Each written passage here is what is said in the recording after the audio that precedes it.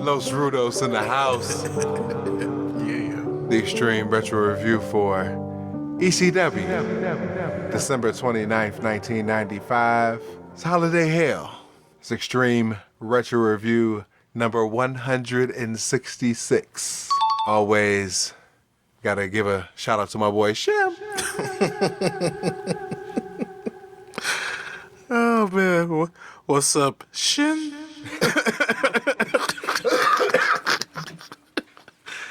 We've been doing this shit for years now. Where are they at now? Have no clue. Oh.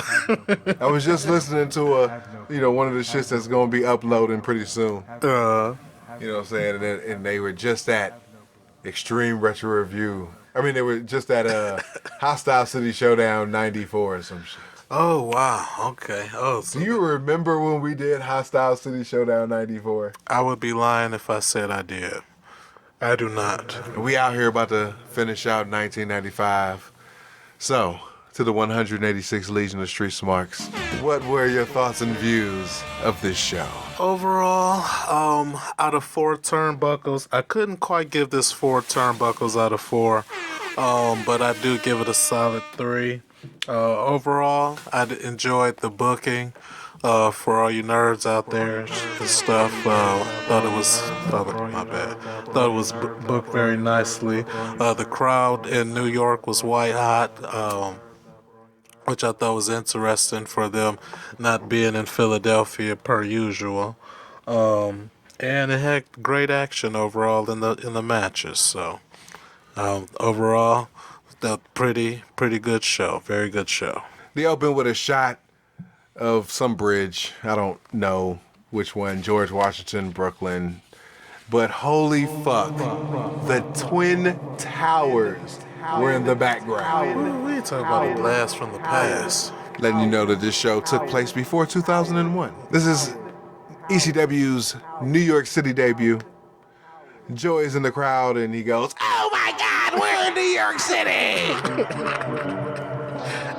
They show more New York City nightlife with the Sandman. Paulie Dangerously comes out and he welcomes ECW to NYC and vice versa. I'm getting the inclination that the show might be overdubbed, which might be a downer for me. Joey's in a gymnasium subbing for a wrestling venue. They're at the Lost Battalion Hall in Queens, New York City, and in runs Stevie Richards and the Blue Meanie.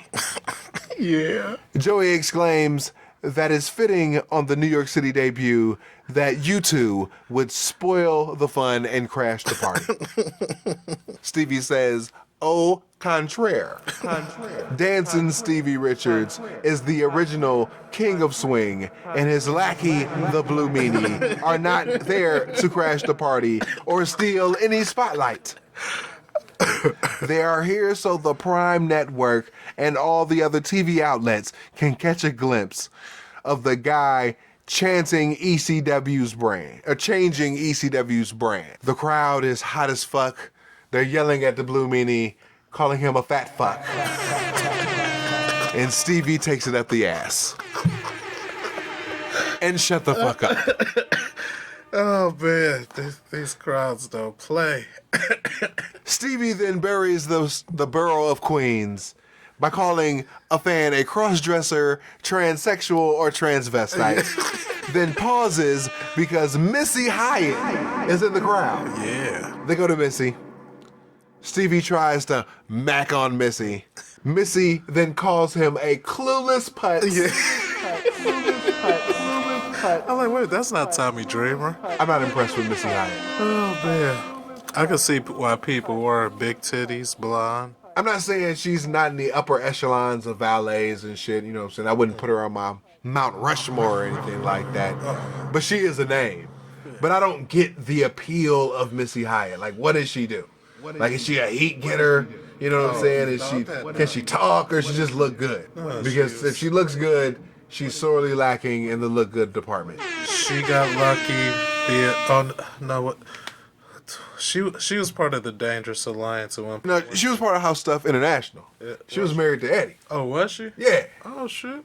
Get the fuck out of here. Yeah. Oh, man. So we have the widow of... Or was they married when he died? Or previous marriage? Yeah. Around 87, 88, 89. Oh, okay. Go ahead, Eddie. Stevie starts whining about how he wrote letters to Missy back in the day, and now he wants a kiss. And, you know, Missy's like, fuck no. She just laughs it off of some shit. Right. She says, and then Stevie, like the ultimate cuck, says, if you fuck with me, I'll set you up with a date with Raven. Missy completely goes for this shit. Yeah, she was all in. I was surprised. Tongues fucking Stevie down. Stevie, tries to, pull out his pants because he has a little chub. He walks off. Chub. Joey, being super simp, says he knows Raven too. I know Raven too. Your thoughts of the segment? Oh man, goofy as hell, hilarious as hell. I nearly did a Triple H take and shit, drinking some drink and Stevie referring to the Blue Meanie as his lackey, when Stevie is the ultimate lackey. So I don't know, the irony in that I found super amusing. And then the fact that I thought Missy was gonna be like, I don't give a fuck about no Raven. But as soon as Stevie offered up that motherfucking date, there, shoot, it was on and popping. So, I thought that was a cool segment overall. Joel Geekner announces that the referee for the next match will be Pee Wee Moore. Welcome back, Pee Wee. 1/3 of the Gooficus 3. Oh man. Taz with Bill Alfonso versus Koji Nakagawa. AKA the Asian dude from Bloodsport.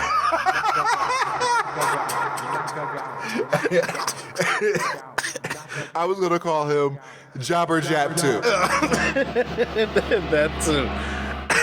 Dang, I meant to Google what the dude's name in Bloodsport was. Oh shit, Bolo Young. Okay, yeah. Yeah, that too. If you, for those who want to see another good Bolo Young film, check out 10 Magnificent Killers. The beat-up guy is from Frontier Martial Arts Wrestling in Japan.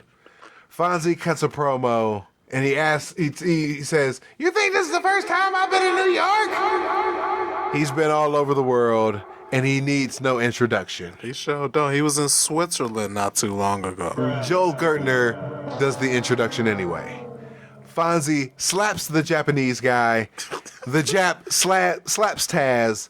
Complete squadash from then on. Shouldn't have slapped Taz. Pee Wee and Fonzie's sell of the German release suplex was classic. Head and arm suplex is classic. Yeah. Counter half Nelson suplex called a hard way Tazplex. Classic. Into the Taz mission for the win. 5-star squidash. I could see how that shrimpy motherfucker got over in ECW, because that fucking Tazplex does look sweet. And especially, it looked like he could easily break somebody's neck doing that shit. He dumps Jobber Jap. Fonzie cuts another promo. Taz cuts another promo. He's roasting Sabu. Fuck off. I bumped it up to a 6. JT Smith versus the Shah. Oh, shit. Part 1 million. The Italian Stallion. JT Smith. Still eating out here That's right. at the end of 95. Ooh-wee. Shah comes out hype as shit. JT Smith is billed from the Italian section of Brooklyn. Now known as the Italian Stallion, as my partner in crime said. It's the usual shit and shy spots. I'm waiting for a botch, but JT Smith is sloppily doing spots throughout the match. Never mind, he fucked up the moonsault. They do the Finn Balor coup de grace for the win. Yeah. Dead. Your thoughts? Oh man, I wish they would leave the clumsy clutch shit out of JT's spiel here and shit. With its the Italian stallion stuff is as goofy as it needs to be, but him accidentally always falling while trying to do a moonsault or some shit, or fucking up trying to jump outside the ring and shit, that shit getting old for me. But I don't know.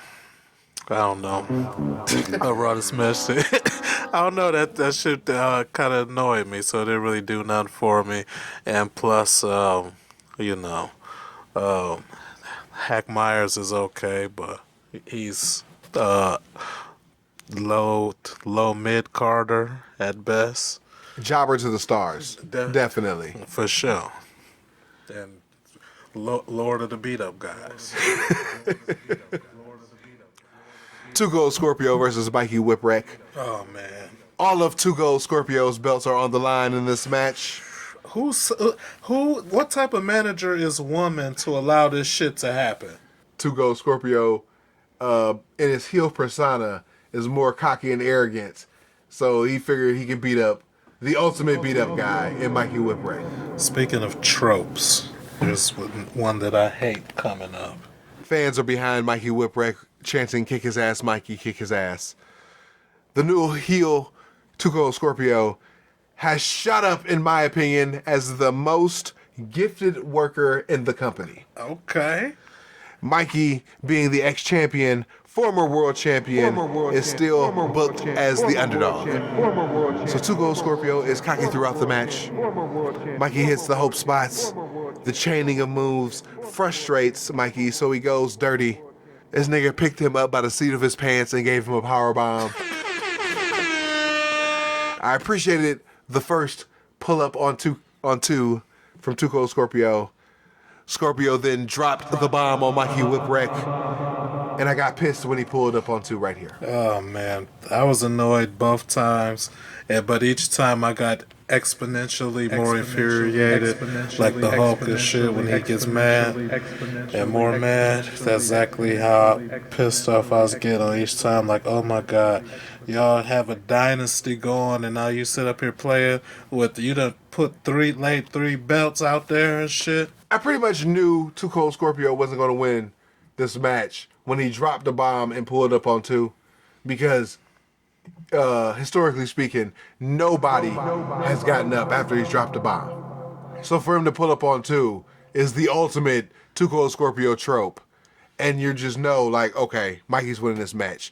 Because after this, he beat the holy shit out of Mikey Whipwreck until the referee got bumped. Yeah. Oh, he landed every aerial finisher known to man. Then he beats his ass till Cactus Jack comes down to fuck over 2 Gold Scorpio. So Mikey, who just reverted back to early 1994 Mikey, can't get an offensive maneuver in. Shout out to Willie Scoop Watts. Triple Crown winner Mikey Whipwreck. Cactus sucked all the heat out of the match for himself. But if the character Mikey Whipwreck goes backwards, he needs to leave the promotion immediately. Because at this point, he's won the world title. What the fuck can you do after that? I mean, he's not going to go and be, perennial, challenger Mikey Whipwreck. It's not going to happen. So at this point, he's essentially plateaued in the promotion. Yeah, and for real, how far can you really take the Mikey Whipwreck character?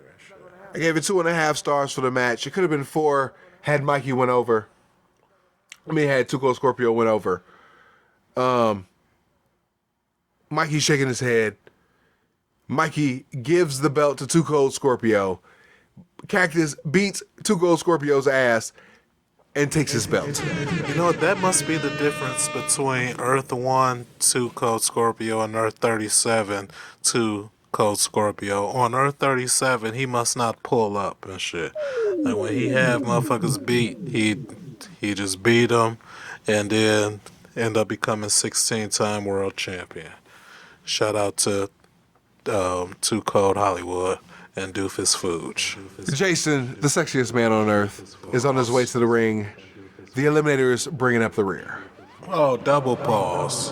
Eliminators with Jason versus the Pitbulls with Francine. Starts with a wild ringside brawl, settles into a tag match. They do stuff for 20 minutes. I gave it 3 3/4 stars. Franny gets on the apron. Cheeks galore. Cheeks galore. Cheeks galore. Pitbulls with the offensive comeback. Pitbull Express. Who cares? Super Bomb on Saturn. No ref. Franny jumps on Jason outside. Cronus revives Saturn with number one. Okay. Cronus revives Saturn while number one tends to Jason. Total elimination on 2 for the win. They were gassed. It was 20 fucking minutes. I tuned out like 3 times during this match. Your thoughts? Oh man, I thought it was all right. I was invested in it, but yeah, it definitely was a little long for my taste as well. But I wanted to see who was gonna win because like it's that both of these teams have the potential to be the tag team in ECW, especially with Public Enemy on their way out the door and shit. So I was looking to see who was going to be positioned as that team. So Tommy Dreamer versus Raven with Beulah McGillicuddy, Stevie Richards, the original King of Swing, and the Blue Meanie. The Flunkies come to the ring without Raven. Stevie and Meanie are in the ring.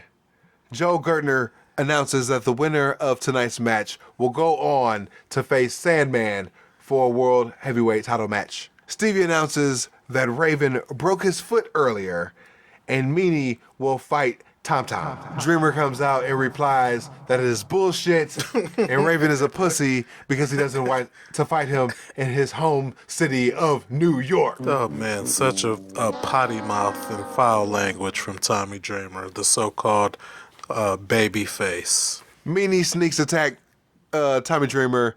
He DDTs him for the win. Stevie sneaks attack Tommy Dreamer. He gets another DDT for the win. He grabs Beulah for the pile driver spot, but then some steps come out of nowhere, hit Tommy Dreamer in the back, and the fight is fucking on.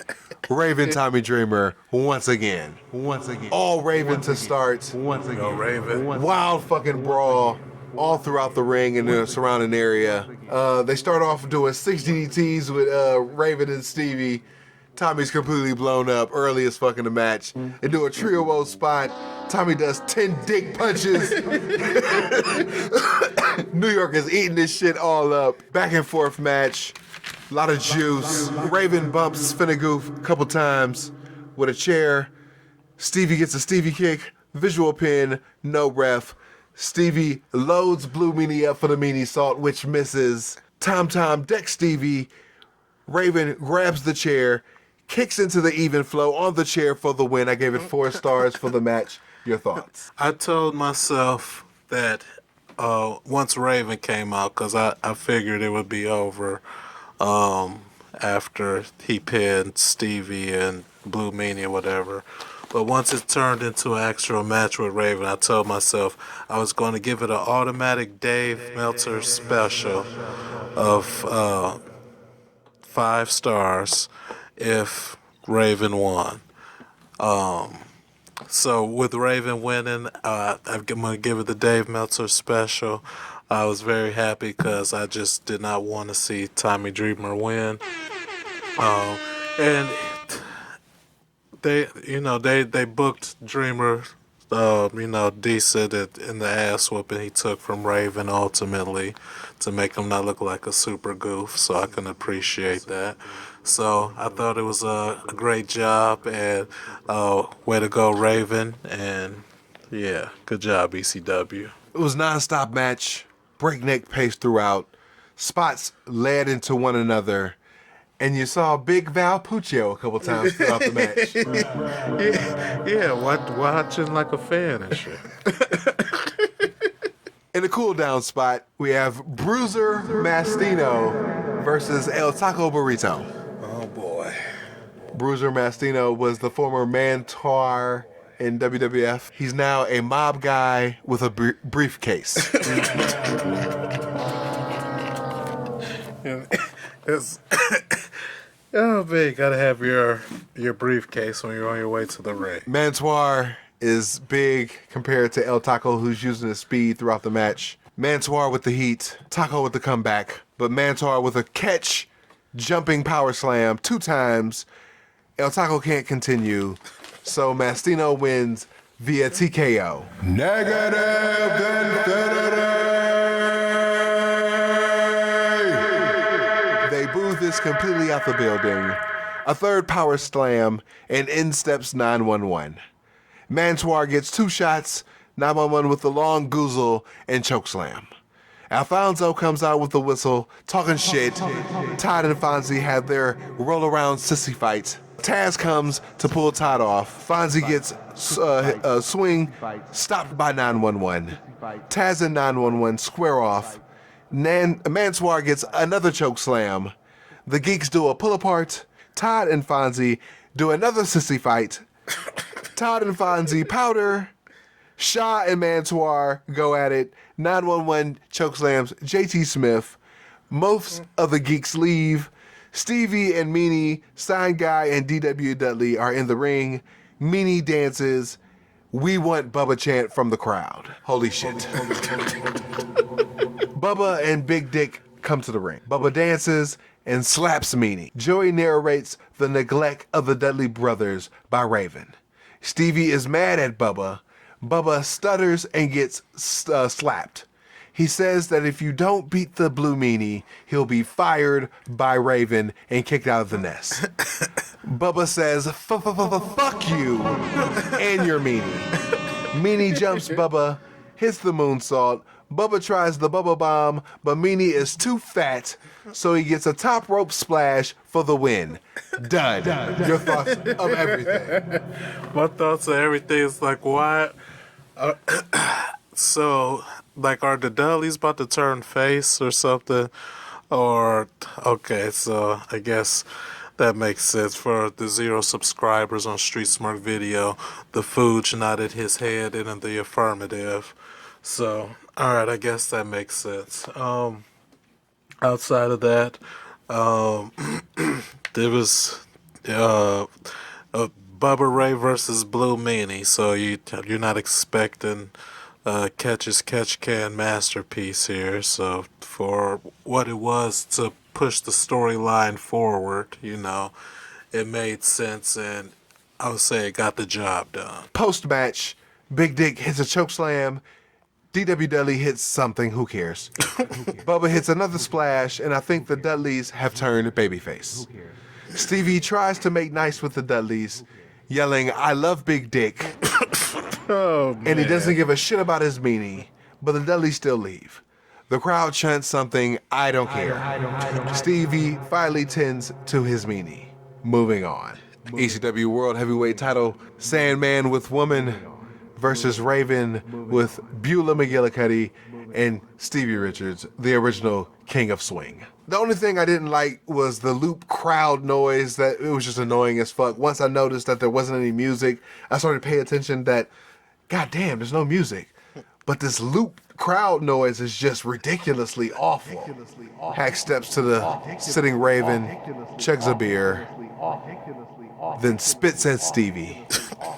Stevie spits up his beer, and Raven jumpstarts the heat. So, now I've said that Sandman is basically a babyface, but technically he hasn't done anything to turn babyface. Okay. He's still been doing heel shit throughout the the Mikey feud, and saying he was cheered in contrast to Steve Austin, and the fans want him to be the champion again. But effectively, this match is really heel, because Woman hasn't necessarily turned babyface at all. She's still a heel. You know what I'm saying? So it's a weird dynamic throughout the whole match. More outside stuff to include a table suplex and Raven going through the same table. Sandman misses the Cactus elbow. He corners Raven and gives a smile. Then Finnegan gets bumped for a second time. It was a long night for Finnegan. Stevie jumps on his back, but Woman gives him the cane. She gives Raven 2 shots, Sandman for the save, Stevie with a sign to Sandman's face. Raven and Stevie with the 2-on-1. Hack stands with the cane. Visual pin, Dreamer runs in and hits Raven, Stevie, and Sandman. Harkening back to their 1994 feud. Beulah gets the pile driver with some more theatrics, and Tommy Dreamer finally powders out of the ring. Cactus Jack comes in, DDTs Sandman. Raven with the 2 count. Raven counters a superplex with a top rope bulldog for the win. 4 1/4 from the Scourge. Your thoughts of the match? Oh man, I thought that shit was fucking awesome from beginning to end. I can't say exactly when I noticed no music either, but it was definitely missing here because the music is a big part of Sandman's deal and shit. So, but outside of that, props to Raven Nevermore for doing double duty and holding his own and telling a good ass match. All the extra shit with the Cactus Jacks and Stevies, trying to get their cheat on for the respective people. It's a fun ride. So, good shit. I enjoyed it. Sandman is smoking the victory squally. Come on, somebody. With Woman at his side. Come on, somebody. And this is the first time I noticed that Sandman does not need Woman anymore. Babyface Woman is completely terrible. And this is your swan song. Public Enemy comes to the ring. Joey notes that the heavenly bodies are no more in ECW. Dr. Tom has left, but the Gigolo is still around. Awesome. The Gigolo. Japanese Gigolo. Joey doesn't know who the Public Enemy is going to fight. The crowd is chanting, "Please don't go." Grunge looks like he's given an all shucks face. Natural Born Killers hit and fades into the overdub because the Gangsters have returned to Extreme Championship Wrestling. I didn't realize they were gone. I didn't either. They do the usual Public Enemy Gangsters match. Grunge and New Jack Double Juice. Rocco goes through a table via wipeout. Shout out to the god of jobbers, Surfer Ray Odyssey. Drive by into the visual pin, but Mullinope is a blind idiot. Rocco gets chaired into a roll-up for the Mustafa pin for the win. Gave it 3 stars. Your thoughts of the match? Oh man, welcome back, Gangsters. I'm glad that Public Enemy lost, because again they're leaving. So shoot, you gotta take the mails on the way out the door. Put people over. Come on, somebody. Time to do the time-honored tradition. Exactly. So I was glad to see that.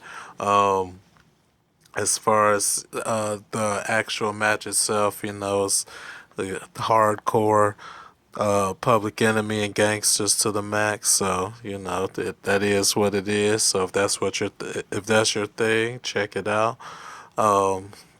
It's don't really do nothing for me, but I do. I have an appreciation for the storytelling part of gratuitous violence. So Want to note that the crowd chanted, "You sold out." You sold out. You sold out. You sold out. And at the end, clapped for the Public Enemy's performance. Yeah, the little bipolar going on there in New York City. Cactus Jack comes to the ring. He's sporting his ECW World Tag Team title and cuts a promo. He says that WCW sucks. He enjoys being your tag team champion and being hardcore. The recent shit that he said wasn't directed at the New York City crowd, you know what I'm saying, because he's a fellow New Yorker and he wouldn't want to put down any of his homies. He tells a story about a guy named John in a wheelchair. John didn't have a ride to the show, so Cactus gave him a ride. It was a dream of his, and now he's going to fulfill another dream. When Sabu left earlier in 1995, three-way dance, recounted by us, Extreme Retro Review number 118. You're welcome. He thought that the fans thought that all he was going to be.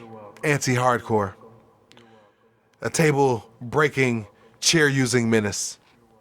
So in front of the New York City crowd, Mick Foley and Sabu are going to have an Olympic rules match.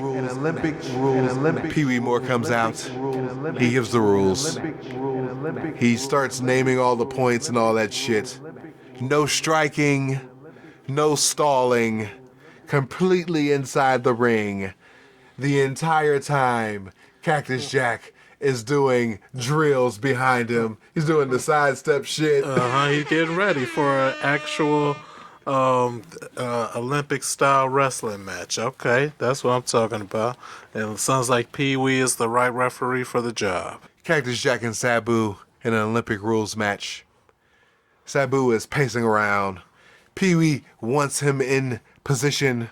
Yeah. 911 comes out and chokeslams Pee Wee. Who the fuck told 911 to come out there? What business of his to get in the way of a match that doesn't have anything to do with him? Where does he find the unmitigated gall to insert his nose into Cactus Jack's and Sabu's business? After Pee Wee does the swan dive, 911 grabs the mic and cuts a promo. Ugh. He wants to see a fight and declares himself the referee. Sabu starts flying and hurting himself. Wow. Joey is still with the Olympic points shtick. Fucking move on, Joey. They do their usual Cactus Jack and Sabu match, but this match was a little more brutal. I don't recall the third match that they had specifically, but I know I didn't see Cactus Jack hanging himself with the ropes and the follow-up air Sabu to free him. I did see Cactus check his ear to see if it had split open again.